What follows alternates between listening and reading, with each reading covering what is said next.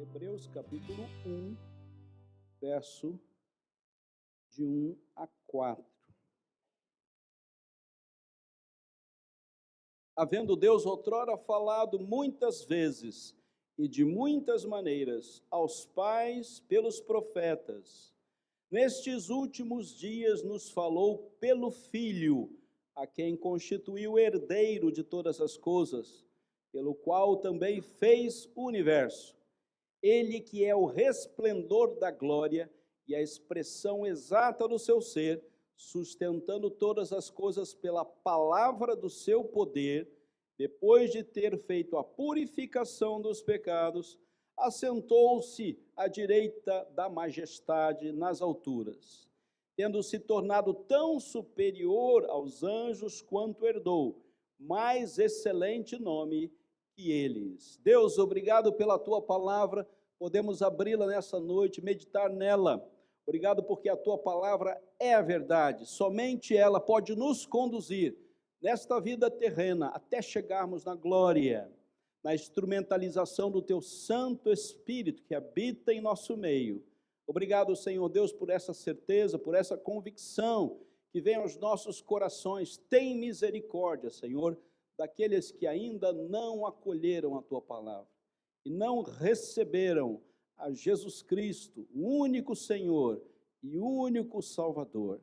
Obrigado, Senhor Deus, pela igreja que nos acolhe. Obrigado pelo projeto de crescimento, de desenvolvimento da mesma. Dá, Senhor Deus, que possamos cumprir fielmente a nossa caminhada como igreja tua nesse tempo presente. Oramos em nome de Jesus. Amém. Deus tem algo a dizer, irmãos. Deus fala. Deus se comunica. Deus nos acessa. Deus tem acesso direto a nós. Deus faz exatamente aquilo que Ele precisa fazer para que nós o ouçamos, para que entre nos nossos ouvidos, penetre em nossa mente e nosso coração. Deus sabe exatamente o que precisa ser dito, na hora que precisa ser dito, e de que forma isso deve ser feito. Isso não está à mercê da criatividade da igreja e de nenhum ser humano, o falar de Deus. Deus não depende da nossa criatividade. Deus não depende dos nossos recursos. Louvado seja o nome de Deus, senão nós estaríamos na água. Nós estamos totalmente dependentes do falar de Deus aos corações. É Deus quem fala, é Deus que tem algo a dizer a cada uma das suas criaturas. Ele tem a palavra certa, na hora certa, no momento certo. A hora é devida e desta forma todos haverão de ouvir. O discurso perfeito é de Deus, não dos homens e nem da igreja. O discurso perfeito pertence a Deus, o único que pode acessar plenamente os nossos corações. E esta verdade vem para nós nessa carta tão especial, onde essa carta deixa claro para nós que só Jesus Cristo é possível de acessar os nossos corações. Só em Cristo Jesus há acesso à transformação e à vida. Não há outra possibilidade. E já no início dessa carta, o escritor aos Hebreus mostra para nós como é maravilhosa a intervenção do dito de Deus. E o Verbo se fez carne e habitou entre nós, cheio de graça, cheio de bondade. Vimos a sua glória, glória como do unigênito do Pai. E o Verbo é a palavra viva. Todos nós, queridos, temos os ouvidos aguçados para aquilo que Deus tem a dizer. Há um silêncio em nossos corações e em nossas vidas, enquanto Deus não fala e não dá a palavra viva. E nessa caminhada onde nós temos que viver alguns tempos aqui nessa terra, existe exatamente uma hora, exatamente um momento onde Deus fala ao coração. Esse não é um momento padrão, este é um momento de Deus, é uma hora de Deus para cada um de nós. Deus tem algo a dizer e Ele tem algo a dizer ao seu coração. E isso vai ser dito através do seu Santo Espírito, através da palavra viva de Cristo. E a igreja está totalmente dependente daquilo que Deus tem a dizer. O que Deus tem a dizer, Ele vai falar por si só. Não depende de ninguém. Não depende de nenhuma circunstância. Não depende de nós criarmos o clima. Não depende de nós criarmos a situação. Deus fala a hora que Ele quer, a quem Ele quer. Ele fala exatamente aquilo que nós precisamos ouvir. Sim, queridos, há um momento passado, verso de número 1, havendo Deus outrora, em tempo passado, falado de muitas vezes e de muitas maneiras aos pais pelos profetas, e todo o discurso de Deus histórico, vemos no Antigo Testamento claramente o discurso de Deus sendo dito a todos nós, e através da palavra da verdade é dito para nós que há necessidade de remissão de pecados, porque todos pecaram e carecem da intervenção de Deus. E mediante a nossa falha, a nossa pecaminosidade, Deus vai nos buscar na sua graça. E durante todo o tempo histórico do Antigo Testamento, Deus nos mostra o caminho, onde Ele vai providenciar. E Ele diz a todos nós, mediante a sua palavra, que esse caminho está sendo preparado para que todos nós cheguemos ao conhecimento da verdade. E conhecereis a verdade, e a verdade vos libertará, diz o texto sagrado. E durante anos e anos, décadas e décadas, séculos e séculos, Deus vem falando aos pais, pelos profetas. É dito a nós que a graça já é o instrumento de Deus para a salvação, e haverá um Messias, um enviado, e através da sua intervenção histórica, nós alcançaremos a possibilidade de sermos salvos. E durante todo o Antigo Testamento, Deus vem anunciando e dizendo a todos nós: a salvação virá, a salvação virá, a salvação virá a todos que o receberam. A palavra da verdade, dita por Deus, nos dá a esperança de estarmos caminhando no caminho certo, fazendo exatamente aquilo que Deus espera de nós, na nossa história aqui na terra. E esta palavra, diz o texto, verso de número 2, nestes últimos dias, a partir do nascimento do Emanuel, até a sua segunda vinda, nesses últimos dias, então Jesus Cristo Salvador vem, e até o momento que Ele retornar para nos buscar, nesses últimos dias, veja, nos falou pelo Filho, Jesus. Queridos, tudo que precisava ser dito, foi dito, e nós estamos aqui glorificando a Deus, porque a salvação chegou até nós, e nós todos estamos envolvidos plenamente com esse ambiente de salvação.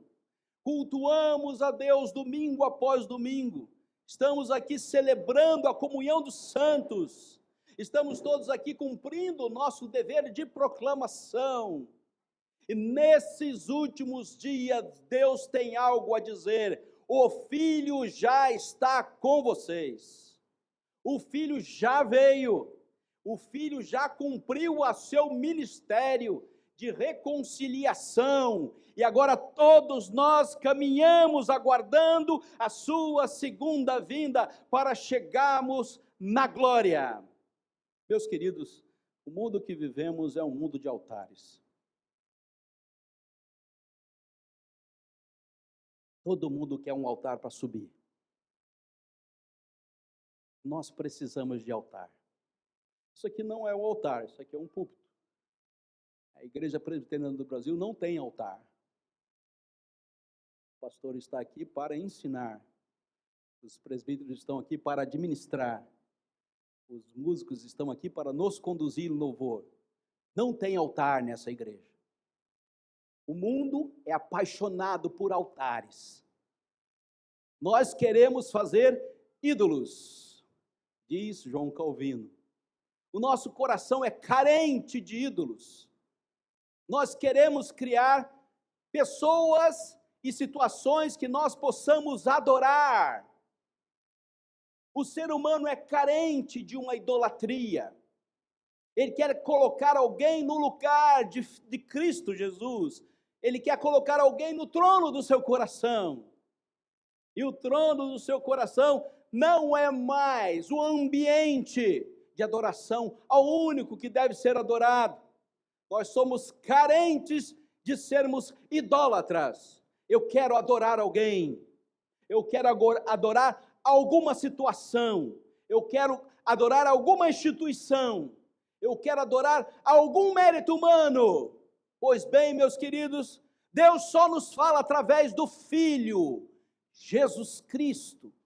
Ele não nos fala através de mais nada.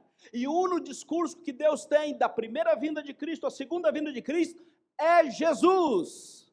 Não há outro discurso. Não há nada mais que possa ser acrescentado à sua salvação, a não ser Cristo Jesus, o nosso Senhor e Salvador. Todo o resto é discurso secundário, carente de idolatria. Nós vivemos num mundo que está desejoso de colocar alguém no lugar de Cristo. Basta que o próprio inimigo das nossas almas só quer que nós coloquemos Jesus em segundo lugar. Basta que você dê o trono da sua vida a qualquer outra circunstância. E ele nos aguça ao desejo de termos ídolos a serem criados. Pois bem, Jesus Cristo é o único que deve ser adorado. Diz a palavra de Deus para nós hoje. Vamos ver como isso acontece? O texto nos fala. Jesus é a palavra viva de Deus, o único que merece a nossa adoração. Em primeiro lugar, Deus deve ser glorificado. Isso tudo está no verso de número 3. Ele que é Jesus, o esplendor da glória, o único que tem o esplendor da glória. Já no Antigo Testamento, profeticamente, no Novo Testamento, de fato e de verdade. E a salvação é a glória de Deus. Ele deve ser glorificado. Há um momento que nos aguarda, que é a glória eterna de Deus. E todos nós vivemos esse tempo presente na esperança da glória de Deus. E só a esperança da glória de Deus em Cristo Jesus nos conduz à eternidade. E o tempo que nós passarmos aqui, estamos esperançosos de chegar naquele grande dia, onde todos nós estaremos na presença eterna de Deus. E só Ele deve ser glorificado, ninguém mais. A glória toda é de Deus. Ele não divide com nenhum de nós. Não há espaço para idolatria. Não há espaço para o seu querer acima de todas as coisas. Certa vez, conversando com alguns irmãos que gostavam de carros na igreja, Eu estava chegando há pouco tempo naquela igreja, naquela região, e um dos irmãos falou assim: meus queridos, eu tenho uma Brasília. Sabe o que é o carro Brasília? Algumas pessoas nem sabem que carro é esse. Era um carro da década de 70. Ele tinha uma Brasília, e a Brasília, ela era azul clara, e era a cor top das Brasílias da década de 70 ali, né? E ela tinha uma placa preta, de conservação perfeita lá, né? Até 80% de original. E ele falou com a boca cheia: ninguém tem uma Brasília da década de 70, né? Pois a minha está perfeita, está perfeita. E a gente conversando falou assim: não, meu irmão não tem ido na igreja no domingo de manhã, não, domingo de manhã eu tiro para lavar a Brasília. Eu lavo a minha Brasília de ponta a ponta. E nos frisos, eu passo uma escova de dente com graxa, para aquela borrachinha ficar pretinha. Eu falei: meu querido, mas que beleza de Brasília deve ser essa? Eu quero ver algum dia. Ele falou: pois é, eu dedico o domingo de manhã todinho para deixar a minha Brasília brilhando. Você vê como é fácil a gente criar ídolos? Esse até foi bem fácil de ser criado, né? Criou um ídolo que era um carro, a qual ele se dedicava intensamente. O dia do Senhor era dedicado à limpeza do seu ídolo. Cuidado, meu querido. Satanás é muito esperto. Ele faz o que ele quiser com a sua mente, com as suas vontades. O nosso pensamento, ele é mau. Ele não é o pensamento de Deus. Ele manipula os nossos pensamentos. E ele conduz você a algumas glórias que não vão te levar a lugar nenhum. Ele coloca ídolos no seu coração que não vão colocar você na presença de Deus, mas vão fazer de você um coração satisfeito, pois tal coração é enganoso. Cuidado com a cilada do inimigo. Ponto 2. Todo poder está nas mãos de Jesus. Toda autoridade me foi dada no céu e na terra. Mateus capítulo 28. Todo poder está na mão do Senhor Jesus Cristo, irmãos. Satanás não detém o poder sobre nada. Ele é criatura como qualquer um de nós. Todos nós estamos colocados diante daquele que detém todo o poder nos céus e na terra. Portanto, hoje Deus nos fala através de Jesus, que tem todo o poder. Ele não é 99% do poder, mas ele é 100% do poder. E todos os poderes da terra são nada na presença de Jesus. Entendendo isso, queridos, nós podemos guardar em nosso coração a plena certeza que Ele sustenta todas as coisas pela palavra do seu poder, e este é Jesus. Só abrir a boca, todas as coisas se quedam na presença de Jesus, até os nossos corações. Ele sabe exatamente o que Ele tem a dizer a cada um de nós, em todos os momentos. Terceiro lugar, o perdão está garantido. Verso de número 3 também nos diz isso. Depois de ter feito a purificação dos pecados.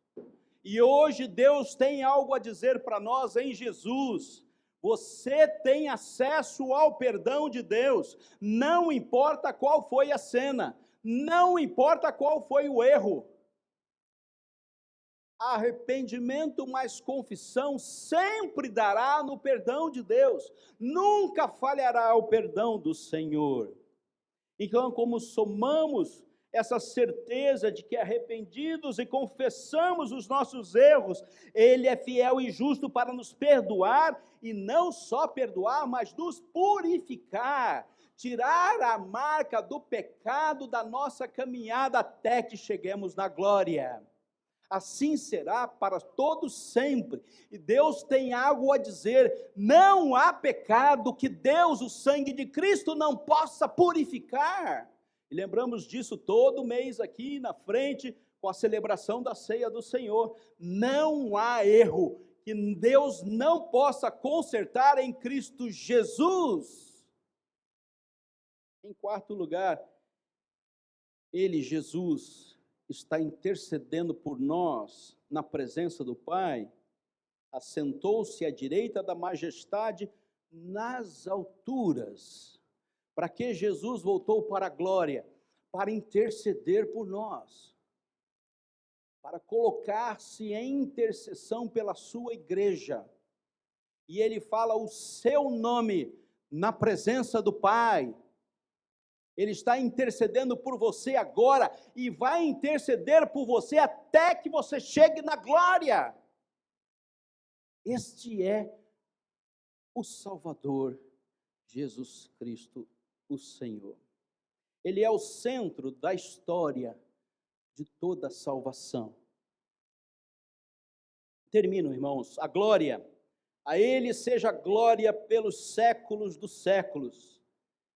Tudo que nós fizermos, seja em palavra, em ações, sejam feitos para a glória de Deus.